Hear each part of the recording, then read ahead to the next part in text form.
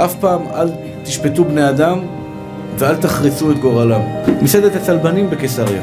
במשך 35 שנה מכרו במסעדה הזאת נבלות וטרפות.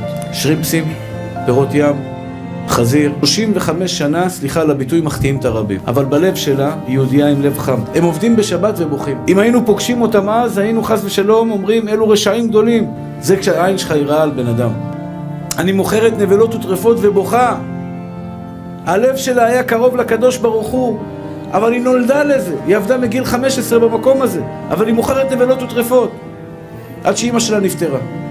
אמא שלה נפטרה, ואז היא החליטה שלכבוד אמא שלה לפחות סוגרת בשבת.